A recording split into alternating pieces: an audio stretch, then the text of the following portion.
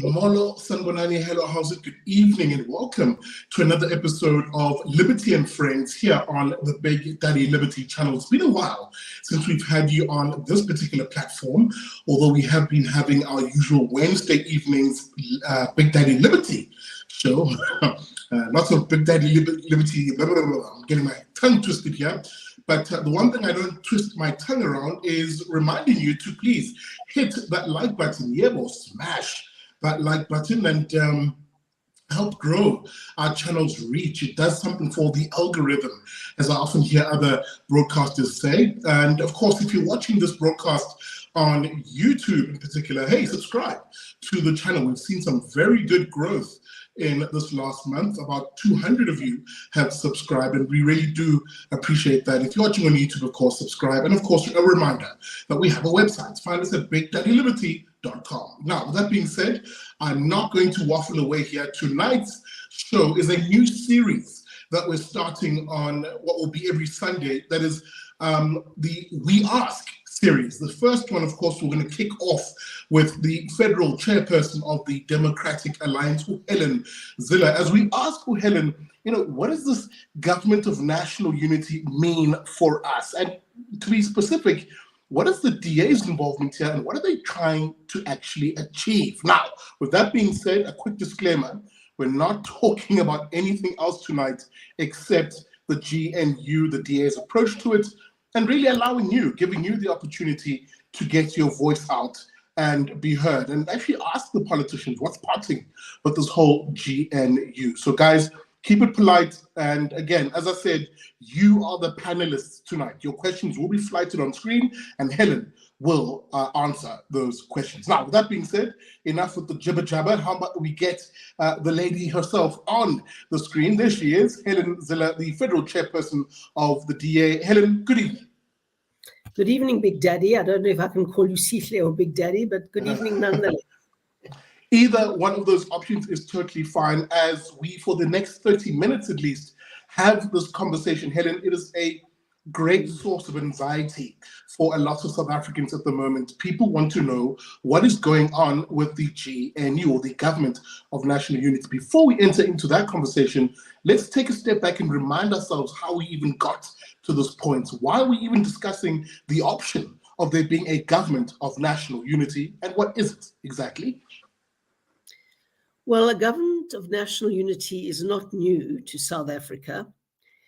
You'll remember that in the 1990s, President Nelson Mandela set up a Government of National Unity.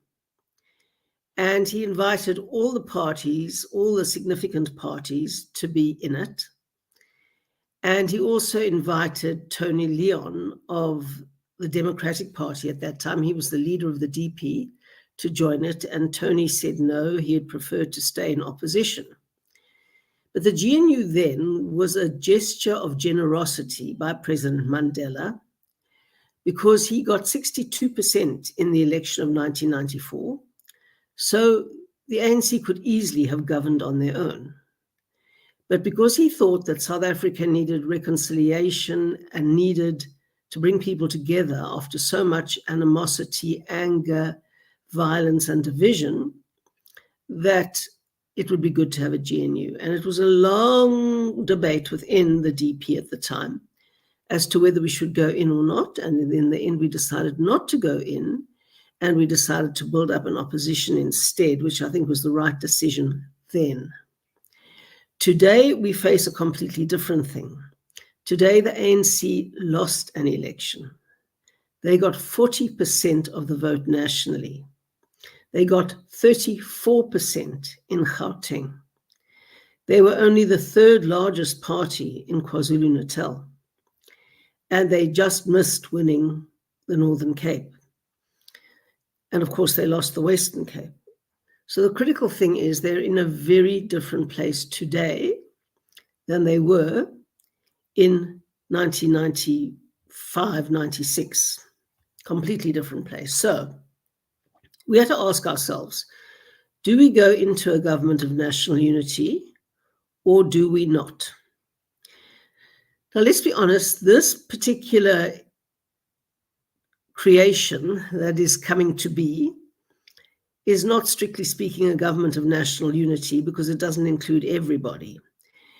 No government of national unity in such a complex, divided society with so many political parties can include everybody, but you usually have a threshold of, say, any party that got above 10% can join the government of national unity because they're a significant player. But this time, the EFF and Umkhonto we Sizwe have excluded themselves. They had very pressured and tense discussions. I believe there was a lot of animosity in the room when, especially the EFF was meeting the ANC, and they decided they wouldn't come into the government of national unity. So now there are 10 parties,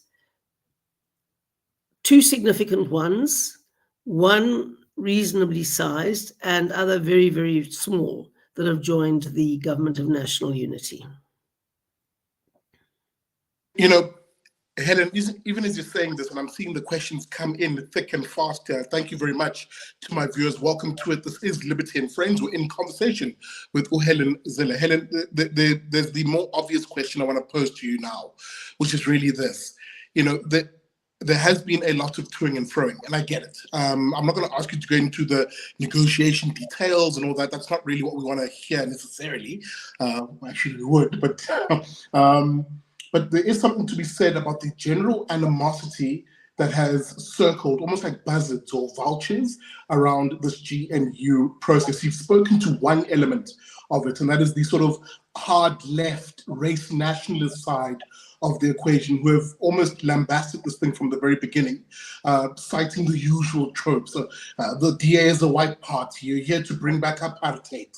This is all white supremacy, to which the ANC is simply not black enough. We're here to resist the overtures of a white Helen Zille-led or John Steenhuisen-led DA. I want you to speak to this because that is the climate under which perhaps right now a lot of people are understanding even this GNU process, at least online, and actually aided by some of their chums in the media.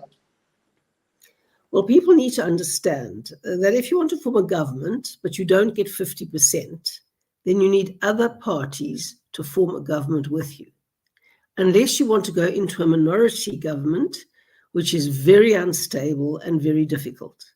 Because if you go into a minority government without 50% of the support in the council or the legislature, whatever sphere of government it is, if you go in without that 50%, you survive from meeting to meeting. Every bit of legislation that comes up, you have to start finding enough people to support it to get it through. Every decision that is made, you have to find enough people to get it through. And it makes it very difficult to govern and deliver. I mean, I was in a minority coalition government for a very short period of time, but that was really, really hard, I can tell you. And then I was in a majority coalition, and then we got an overall majority, and then we could really govern and get going. So obviously they're going to be critics, but then they must just tell us what is better. You know, the best thing for South Africa would have been to have got a clear DA majority. Then we could really have got the country going, and we could have got the economy growing, investment, jobs, service delivery. We could have done all of that. But we didn't get 50% plus one in the Democratic Alliance, and no party did nationally. No party did at all. And so the point is we have to have a government, and then how do you form it? And the ANC decided they wanted a government of national unity. That wasn't our first choice. No, not by a long shot. But it wasn't our first choice. But we had to decide, do we go in? And we thought of it long and hard and had debates through the Federal Council and through the Federal Executive, and everybody was allowed to put their case. And we came to the conclusion that the situation, today is very different from the one that we faced in the 1990s. Today, we've got much more leverage. We can get really serious cabinet positions that can make a substantial change, and we'll be able to help turn South Africa around and put it on the path to recovery. We'll certainly try to do that. We'll put everything we can into it to see if it can be done. Helen, I'm going to give you a chance just to grab some water. I can hear you have a frog in the throat. As you're doing that, just a reminder to my... I've just got a few. Oh, no worries. A reminder to our viewers, this is Liberty and Friends. I'm going to open the lines to you guys.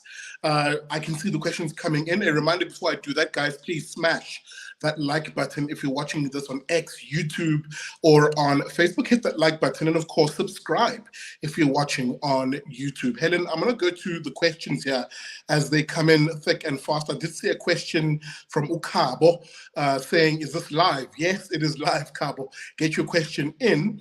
There's a question we have from Upila Sande Shongo. I'm going to put it up on screen.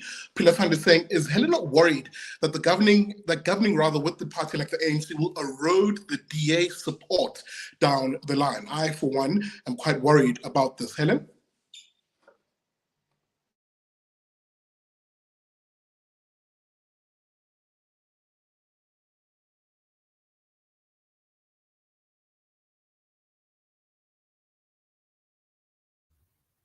Oh, good. Sorry, I think I was muted. I'm very sorry about that. Can you hear me now, Zille? You're muted too now, so I don't know. Anyway, let me just get on with it and see. You can hear me. Just nod. Good. Okay. Obviously, this is a worrying question, and we had to consider it at great length. We think it will be worse if we take a hands-off approach and the ANC then is forced by dint of circumstance to forge a coalition with the EFF and MK. And the inevitable then happens to South Africa, which we called the Doomsday Coalition in the election. And perhaps our strongest promise in the election was to stop the Doomsday Coalition from coming into being. And the only way we can safely stop it is by joining the government of national unity and avoiding that necessity for the ANC.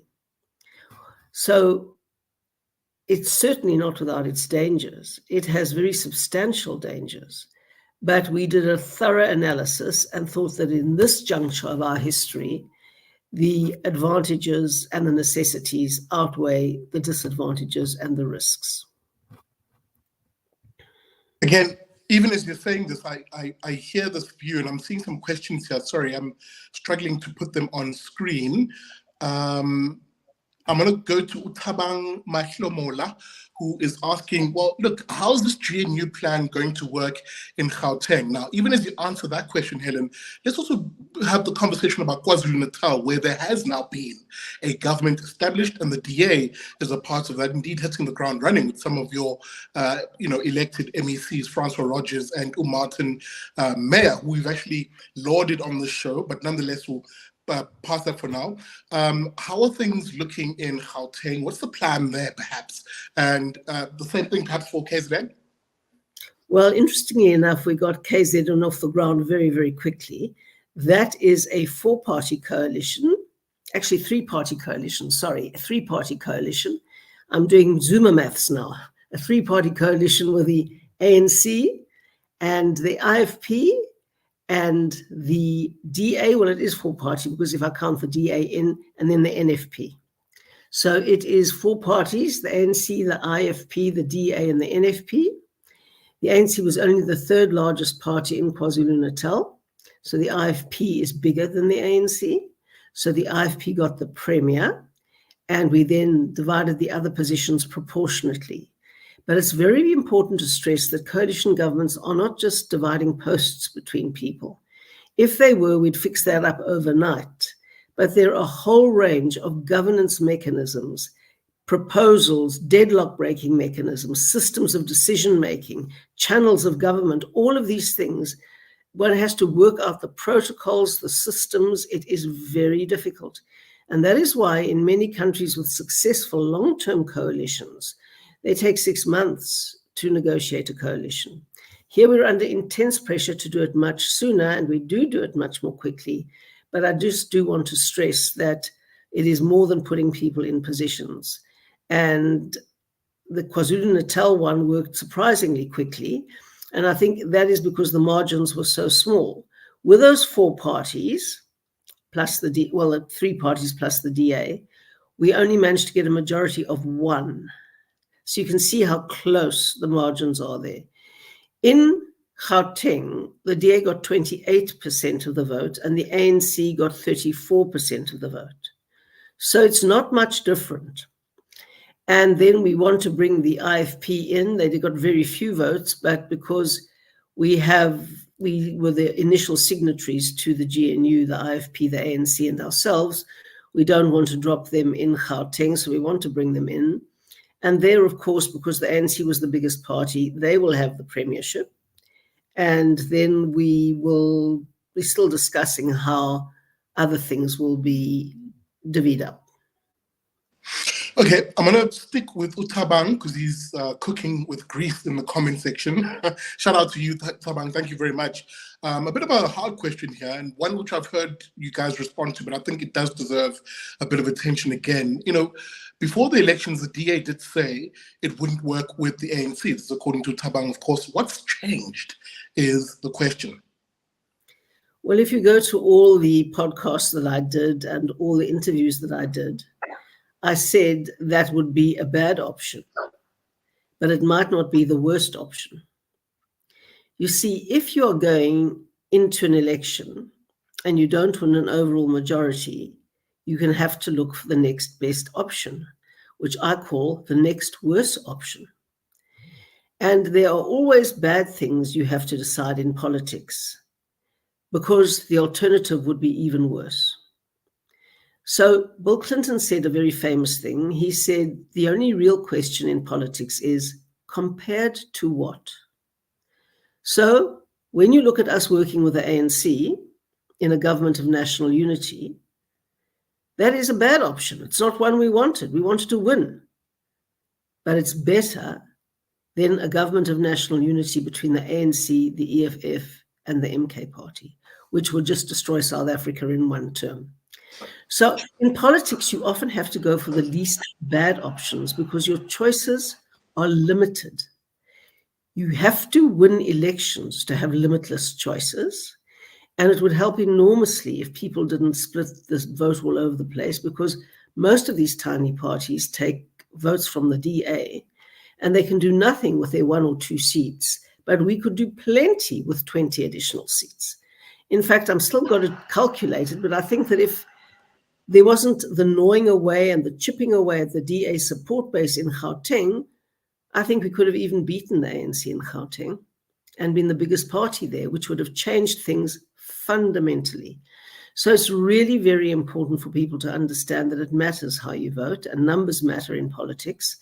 And we are the only viable alternative to the ANC. We were 6 percentage points behind them in Gauteng. And it was a pity that our vote was split as badly as it was. Otherwise, it might have looked different and we would have had more options. Even as you're saying this, Helen, I'm going to put something on screen. It's more of a comment, but I'll give it a question. And that's from Upumlani saying, Helen, the ANC is playing games, he says. They're stacking the deck with useless parties. Now, I'm going to put a question to this because clearly Upumlani is quite fed up with the ANC here. The question I want to put to you is, there's currently negotiations going on. And I did say I won't ask you about negotiations, but I will ask this. Do you still think there is a good faith element to all the parties currently having conversations around forming this GNU? Because that's the bit of anxiety that I think South Africans have at the moment. Well, I can say honestly that the DA is in absolute good faith. But the fact that you're in good faith doesn't mean that you just stop negotiating and give in to everything your coalition partner wants. You start with an objective, they start with an objective, and you negotiate, and sometimes it gets very tough in the negotiations to get the best outcome that you think for your voters. Now, the DA got 3.5 million votes. And we're not going to go into government if we can't help improve the lives of the people who voted for us. Obviously, at the same time, we will do our very best for every South African, whether or not they voted for us, but we want to make people's lives better. We don't want to go running after positions. And in order to do that, you have to have certain portfolios, you have to have real decision-making muscle, you have to have policy implementation muscle, you have to be able to deal with being undermined by deployed cadres. You've got to be able to deal with all of those sorts of issues. So we don't want to rush into government to get positions and titles and cars. That's not what it's about at all. It's about taking our manifesto, which we put on the table for South Africans. 3.5 million voted for it, and we're going to try our very best to implement it. Another question we have from Peter Buttons, or Pete Buttons rather, and thank you, Pete, for the super chat. Our province is going to get more autonomy out of all of this, perhaps talking more strategy now post, let's say, some negotiation, something is settled. Is this one of these sort of outcomes the DA might be looking towards? Yes, certainly. We are a federal party, so we believe in devolution of power. We don't believe in secession, so we don't believe in Cape independence at all.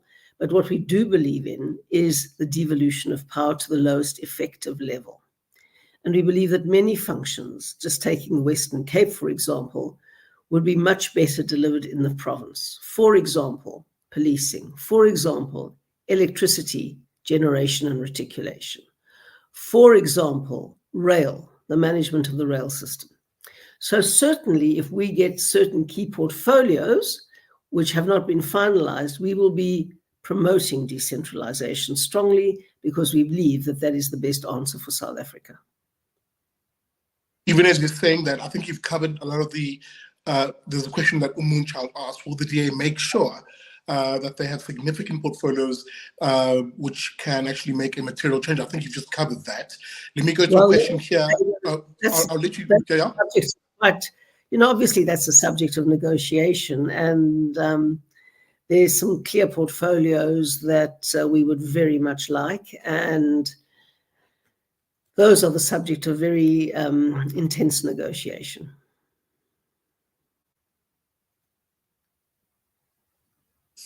Let me just unmute myself, try that again. I'm going to put this up on screen because I think it does deserve a little bit of attention. Insofar as the climate I spoke of, there's a lot of disinformation, there's a lot of effectively attacks, if I can put it that way, to racial unity in the country. And of course, they're using the DA as the face of it, or at least as the center of the attacks. But there's actually a much larger nefarious agenda here that we, again, I say we as those of us on social media, are picking up. How's the DA dealing with this at the moment? What's your take from your side as a party? Are you seeing active attempts online, through the media, and perhaps in the political space to scupper this GNU process? Yes, indeed. And there's a lot of attempts to divide South Africans. I mean, Bell Pottinger, that did that for a lot of money and got paid a lot of money by Jacob Zuma's ANC to divide South Africans on the basis of race and polarize them. That's not over yet. The best way for South Africans to divide other South Africans and international paid agents to do that is to divide people on the basis of race. And they do that all the time. And, I was one of the first people in South Africa to be the target of a mass cancelling. So I know exactly what it feels like, and it isn't pleasant. But I think it's a lesson to everyone. You do have a digital footprint. So be very, very careful that you never say something that can come back to haunt you. Now, the problem is that even if you said something that contextually would not have been bad, people cut out the context and present it as something that it wasn't. And the first thing about cancelling on social media is to decontextualize it. Now, there was a big attempt by independent media, of course, again, to cancel Ian Cameron, who is one of our new parliamentarians. And when there was a lot of discrimination within the police service, and people weren't being promoted because of their race, and there was a lot of discrimination, and the famous case was taken in which the percentage of Indians didn't justify a single Indian getting a job at a high level because there were so few posts. So no matter how good you were as an Indian, you fell below 1% as a percentage of the people, and therefore you didn't qualify for not even a single position if you were Indian. And that is demography's destiny. So they put up a protest and they painted their faces black. Now, that is not a traditional blackface mockery of black people at all. It is to say, here, we want jobs, you are discriminating on the basis of race, and the only way we can show up your racism is by showing you how ridiculous it is by presenting ourselves as Black people and identifying as Black people. So it's a context that makes all the difference. But on social media, the context can so easily be obliterated, and that is what offense archaeologists do. It's a great new sport in South Africa, offense archaeology. You search for a reason to be offended. You spend the whole day trawling through people's past social media posts, and when you find something that can offend you, then you can create a huge crisis over it. And I know that some political parties actually employ people to do that. So, you know, it is difficult as a politician. You are out there, your digital footprint does catch up with you. And of course, some of the things some of the people have said are totally outrageous and really are completely unacceptable. But for even much less serious things, it can come back to haunt you and be decontextualized and used against you. Absolutely. And of course, there will be a plethora of race nationalists and the so-called woke types who will try and farm outrage. But nonetheless, Helen, we're running out of time, and I just want to get two questions in here at the very least. Ulukhanya Gancho, basically saying, I think the question a lot of us also thinking about, you know, once the dust settles, the chips have landed, there's an election once again in 2 years' time for the local government sphere of things. Will the GNU, the Government of National Unity, filter down to local government level, like in Johannesburg? And let me add, like in Durban, perhaps? And even before that election, right now, as we speak, could we see a realignment of things at a local government level?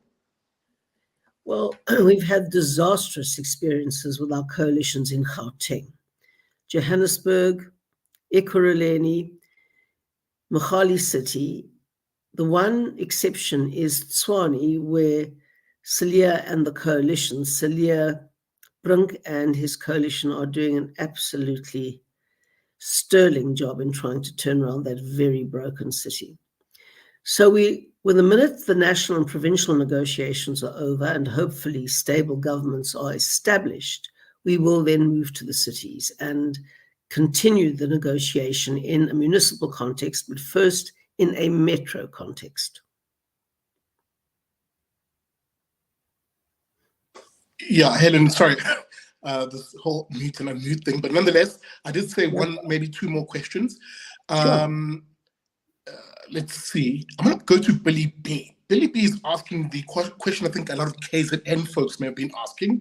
You know, is MK just going to accept this in KZN, that is, you guys forming a coalition outside of them, with the same idea being, of course, that because they got the most votes, there is that assumption, that almost implicit assumption, they should be forming the government. What security measures are in place in KZN in case of a rebellion?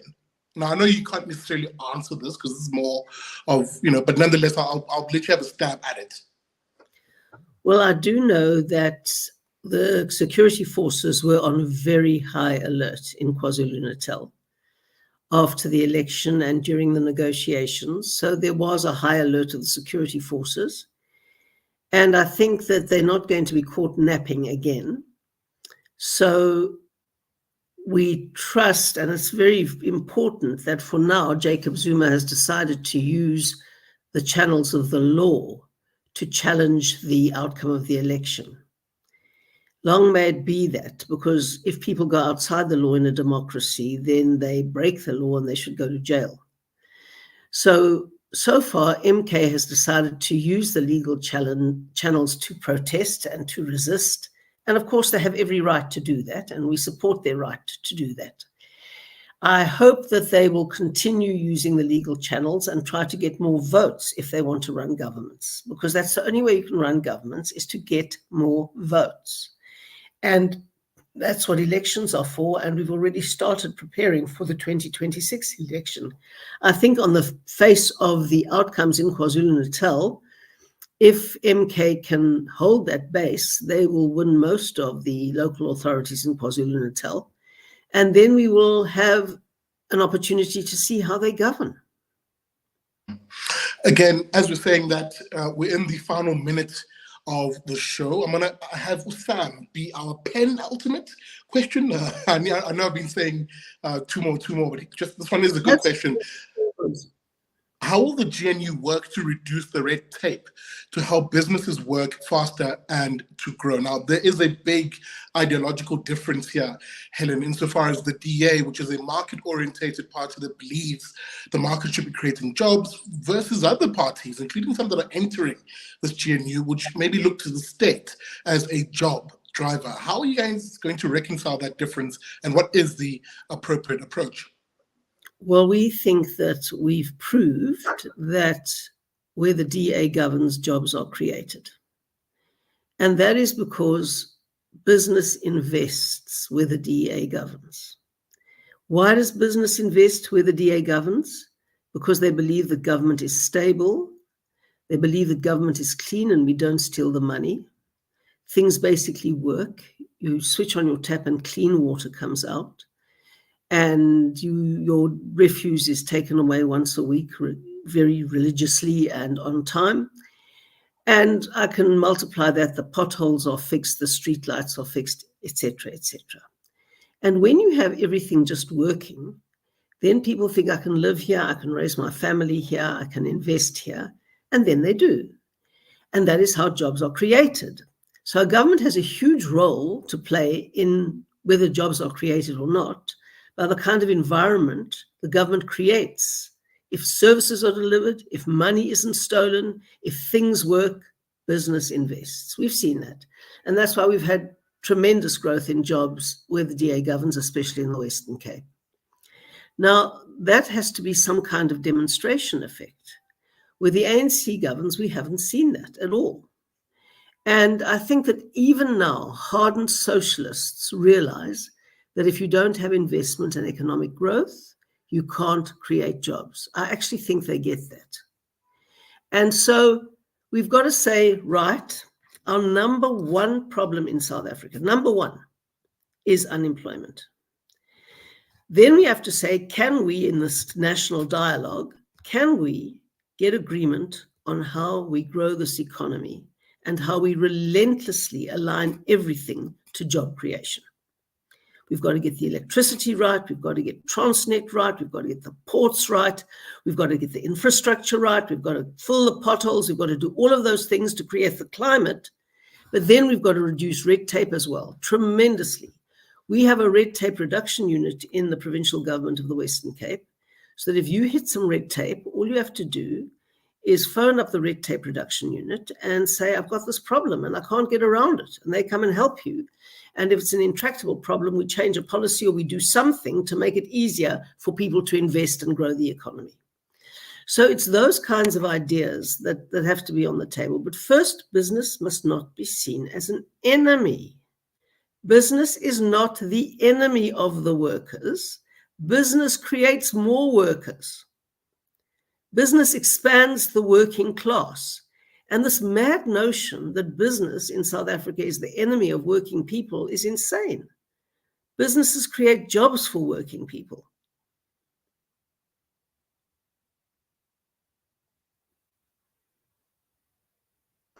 Let me try that again.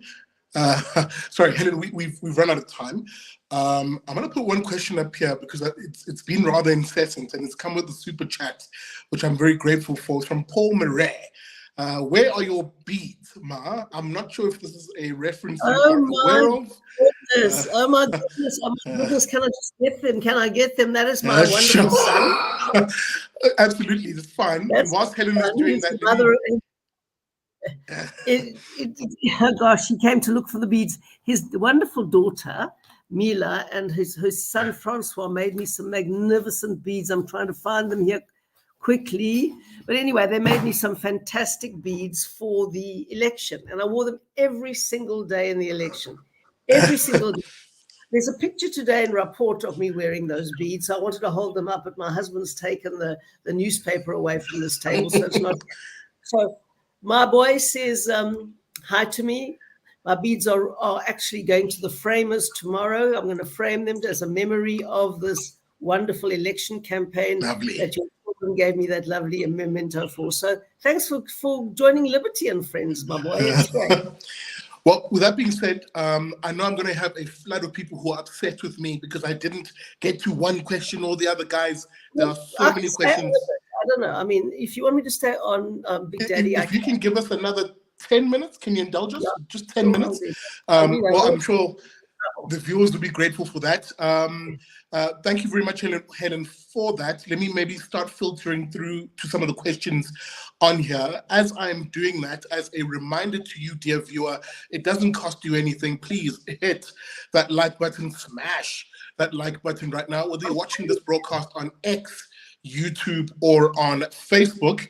And of course, if it is on YouTube, subscribe to the channel. We are in conversation with Helen Zille. This is the We Ask series that we're launching next week on Sunday. We're looking to invite Ufigile Mbalula of the ANC as we then ask Ufigile a few questions. We're still trying to confirm that, and a few other invites have gone through.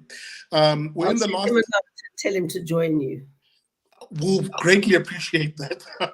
In the last 10 minutes or so of the show, I'm going to go to questions here. There are some tougher questions, which is totally fine. Pardon me, as I try and filter through them here, guys. Lots of comments, unfortunately, so getting to the questions can be a bit difficult. Okay,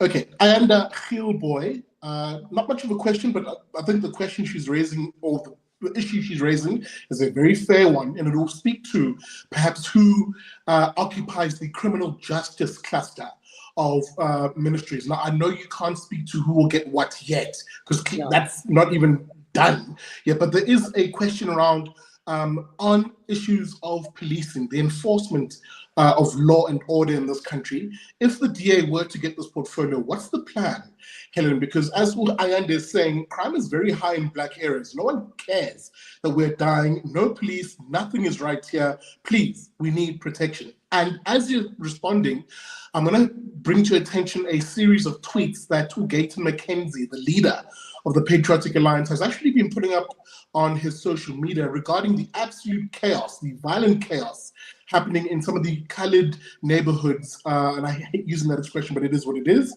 in El Dorado Park, etc., in Johannesburg, where a allegedly gang basically openly said, keep your kids indoors, we're about to come and shoot up the area. Reform on policing and the criminal justice, Helen? The important thing is we've made big progress in Cape Town and the Western Cape, as you know, Big Daddy. JP Smith, the Metro Police, the training, the investigative capacity that they've now using and got, the extraordinary amount of technology that has been harnessed to do this, and the extent to which the murder rate is starting to come down very satisfactorily is a big plus. What lies at the root of gangsterism is drugs. And this is one of our biggest problems. The need to deal with the drug crisis and other forms of substance abuse is one of the most important factors in bringing down the crime, especially the murder rate. Alcohol abuse, other forms of drugs, the gang wars.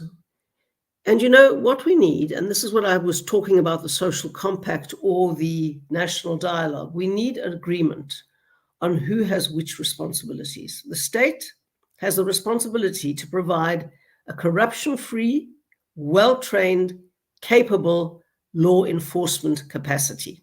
That's what the state's duty is. Parents' duty is to have children when they are ready to be parents and when they're prepared to take the full responsibility of being a parent. And that is, I cannot emphasize that enough. If we don't start getting that through as a culture in our society, the state on its own cannot solve the problems of a society in which parents fail to raise their children properly because they're absent, because they aren't there, because there's no role modeling, because the only role model is the gangster down the street. The state cannot take over parenting children. I don't mind what your family looks like, preferably two parents who absolutely committed to being the parents they are. Many of them choose to be, some don't, and that's a tragedy. So it's really important that that huge gap in our society is filled. Then kids must take the responsibility to finish their education. It's the state's job to provide you a school and good teachers who are trained and will be present, punctual, and prepared at work. But it's your job to work very hard to get through your schooling without getting pregnant, without getting onto drugs, and all of that sort of thing. And that is a whole of society approach. The state alone will not beat gangsterism if it's embedded in a culture. What we need is to change that culture. It's going to be a very big battle, and we can't do it without the whole of society being involved.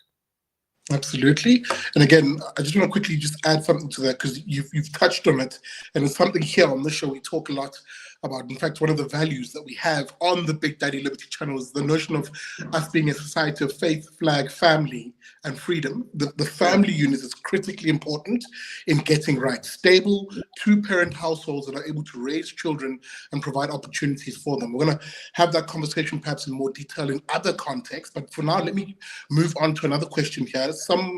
Another question which there's a lot of anger behind it, Helen. Maybe because you're misunderstood in some cases, and others purposefully misinterpret what you say. Mrs. Zille, I'm not happy with your position on illegal foreign nationals. These guys are causing havoc, says Umelusi. Joburg CBD is a mess. Now, Helen, before you even respond to this,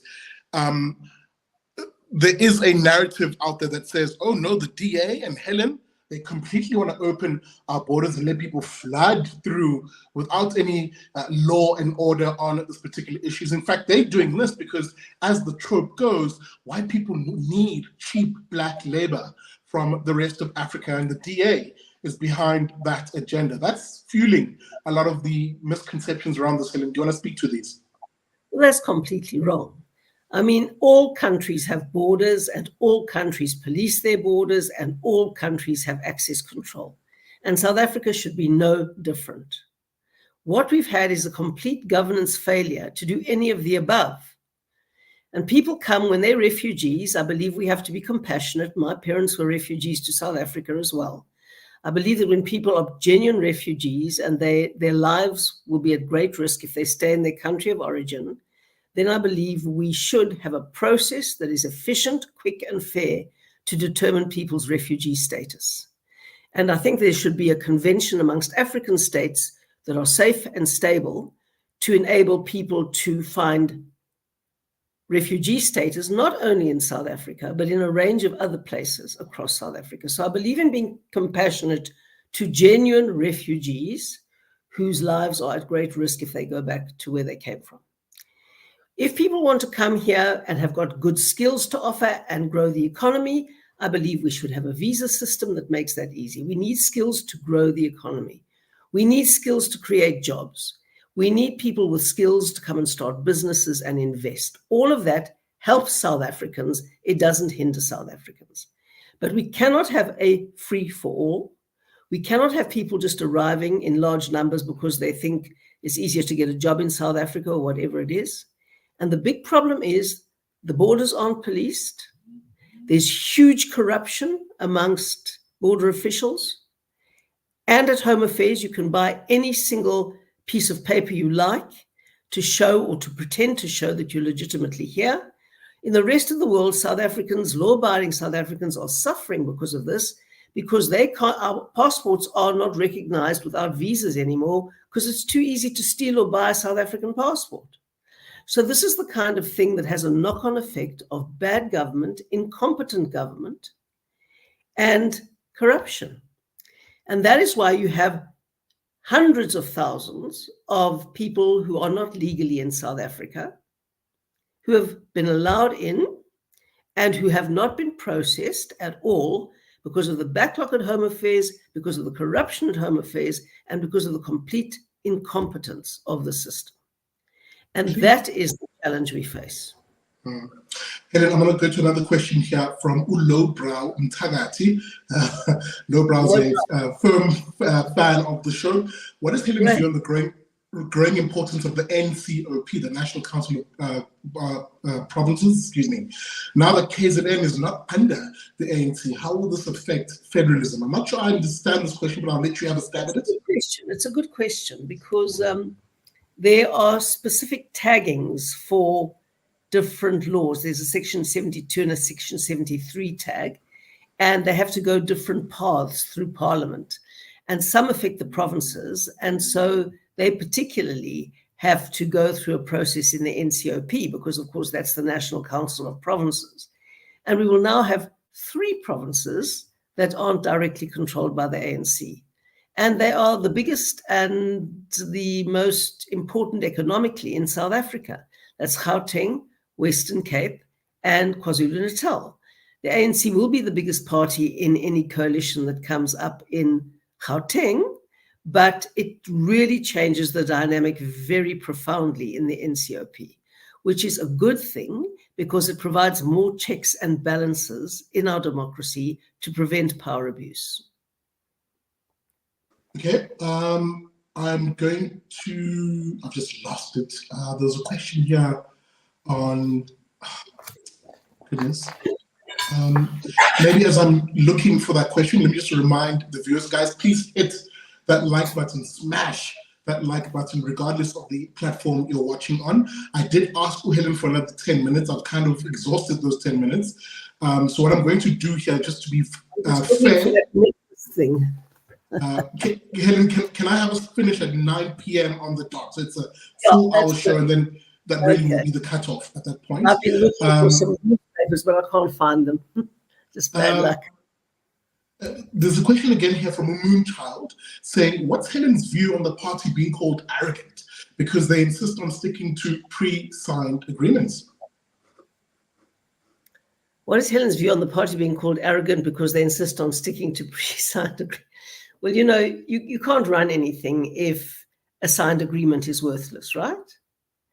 And I would imagine that every rational person understands that if you reach an agreement and if 2 sides sign it, then both sides can expect the other to abide by it. That's just fundamental to the way a functional society works. Now, sometimes parties think that they can ignore signed agreements when what has been signed and what has been written down doesn't suit them. And we say, no, thank you. When it doesn't suit us, we have to stick to our word. I mean, it's the way the whole society functions. Take a traffic light. There's a kind of contract that when the light is red, you stop the car so that a pedestrian can walk across. And a pedestrian has to have confidence that 99.99% of vehicles will do that. Otherwise, they'll get killed. That is the basis on which society works, is an implicit agreement. And with a contract that is signed, it is explicit. And so to have people deciding when they don't feel like it, that this doesn't suit them and they walk away, well, we can't function like that. And if people call us arrogant, I think every rational person will see that as a diversion from what the real issue is. Absolutely. And there's a very important question here, one which we've covered on the show as a short video on one of your MECs in KwaZulu-Natal, Martin Meyer, Jacques Andre is asking, Martin Meyer states that he will bring down the, quote, construction mafia in KZN. Does Helen think it's possible? And can she assure us the DA will protect the MEC? Just for quick context, Martin Meyer, who we're talking about, is the DA MPL who was elected this week to be the Minister of Public Works and Infrastructure in KwaZulu-Natal. Here on this show, we gave him a bells, so to speak, for his very commitment to stamping out corruption in the Public Works Department in that part of the world. Helen? Yes, indeed. It's going to be very difficult because the construction mafia just arrives on the construction site and stops work and say, unless you give us the jobs and the contracts and the subcontracts, we're going to make it impossible for you to deliver on this contract.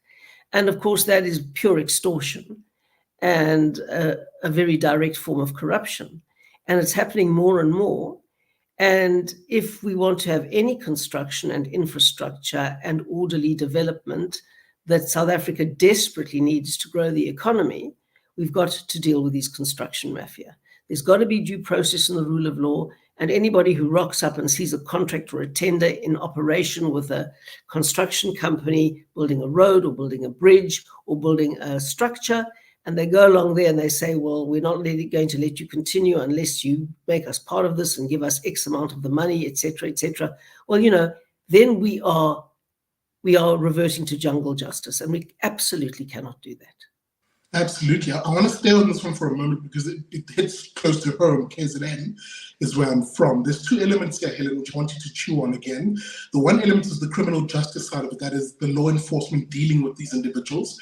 To the credit of the KwaZulu-Natal police under the leadership of Nkata Mkhwanazi, the police commissioner, provincial police commissioner, they have set up a team that deals with these extortionists in particular, and they're notching up some successes.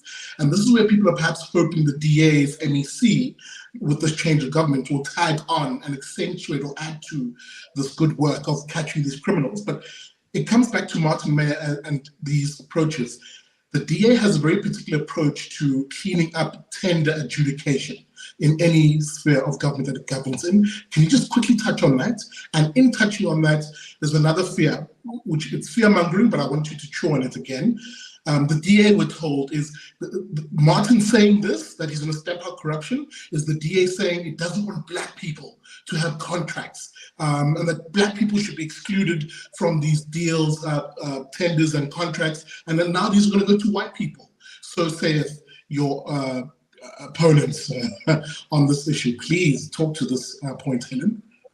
That's insane. I mean, when I became mayor of Cape Town a long time ago now, and we got rid of the corruption in the bid adjudication system and in the whole tendering process, the number of Black contractors went up. There were more Black people who got tenders and more Black businesses when they could compete fairly. When they could compete fairly, they got the tenders and contracts along with other people. But it was when a previous administration had been earmarking 2 or 3 people for all the tenders and the contracts, that is when people were excluded and pushed out. So corruption doesn't bring Black people into the economy. It actually keeps them out. And even as you're saying this, I'm going to go to a question here, or is it a statement from David Schwartz? Helen, we understand that the state can't foster every problem in our communities. Will you fight the funding? Will you fight for funding to assist private rehabilitation centers for the fight against gangsterism and drugs? I wish I could speak to this one if I still had my hat as a spokesperson for social development in the Western Cape, because we used to do a lot of work in that regard. But again, Helen, I'll let you chew on this one. Well, Sihle, you were there right with me in the trenches, as I remember.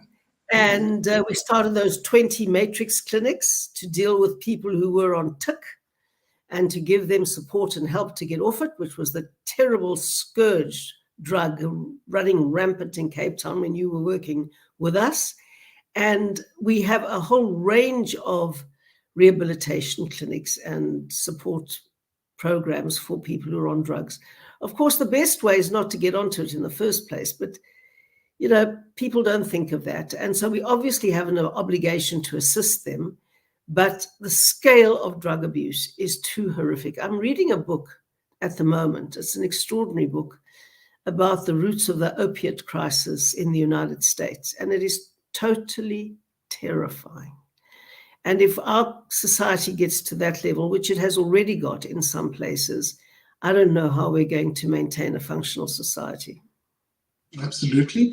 Again, we're in the last 3 minutes, guys. I'm going to try and squeeze 2 more questions here. Pila Sande Shongwe is saying, from an international relations point of view, Helen, what does the GNU imply? Further alignment with the West, or a reconciliation with the with the East, or a reconciliation with the West? I think it is vital to clarify this.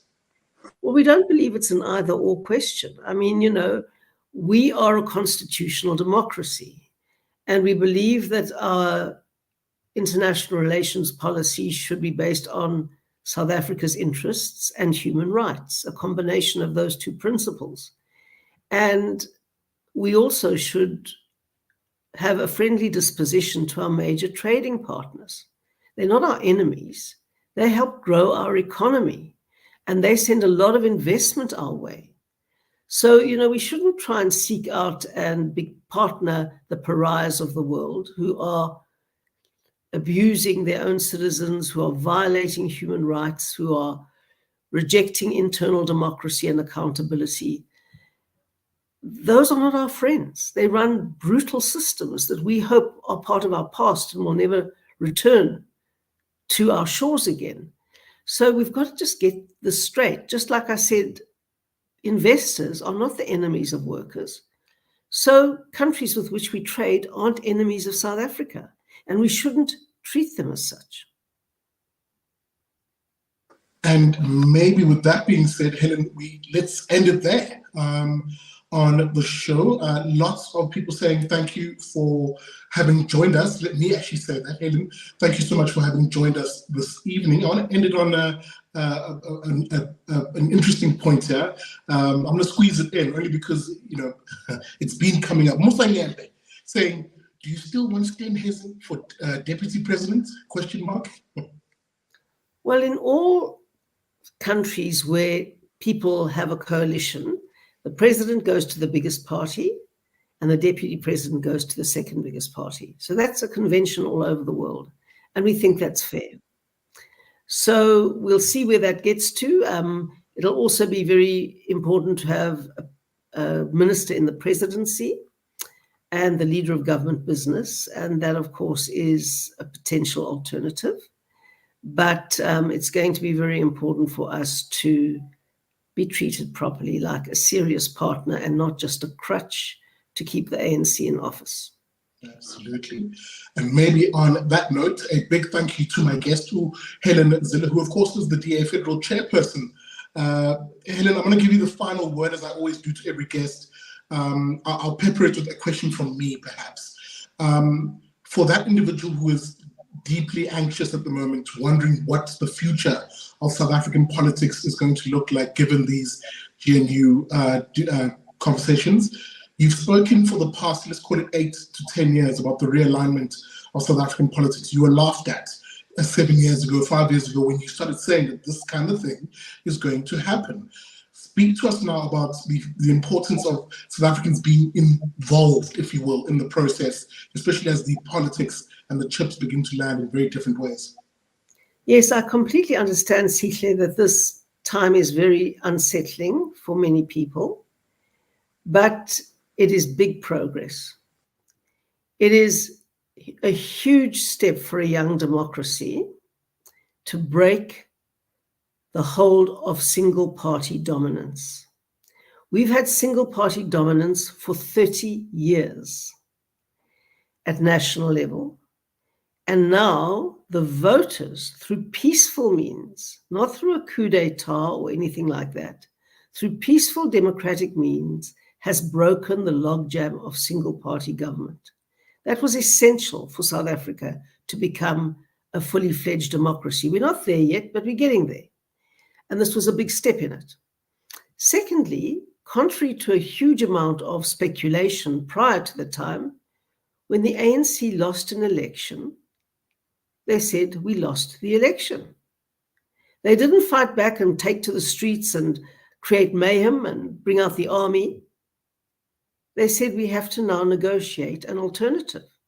And that's a huge step in a democracy.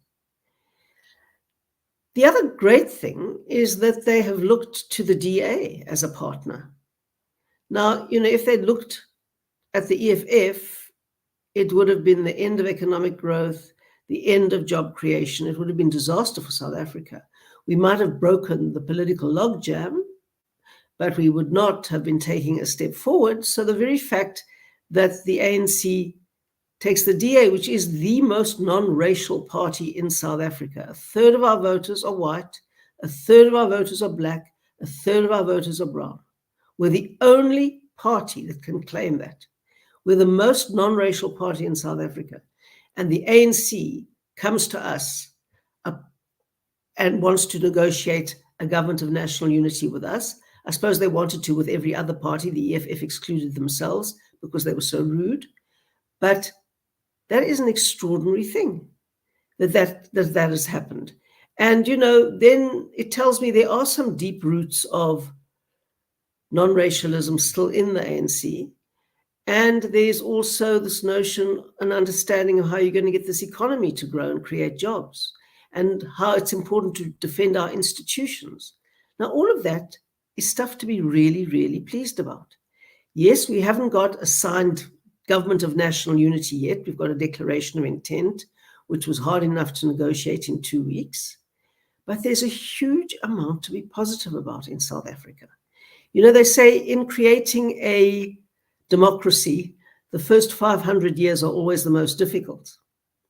We've been through 30 and we're making good progress.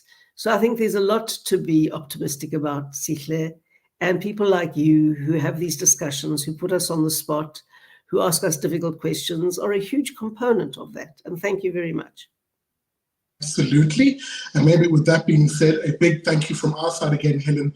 And again, thank you, dear viewer, for having joined us as we say goodbye to Helen Zille, the federal chairperson of the Democratic Alliance, for this first in a campaign we're going to be doing called the We Ask campaign. We had Helen here.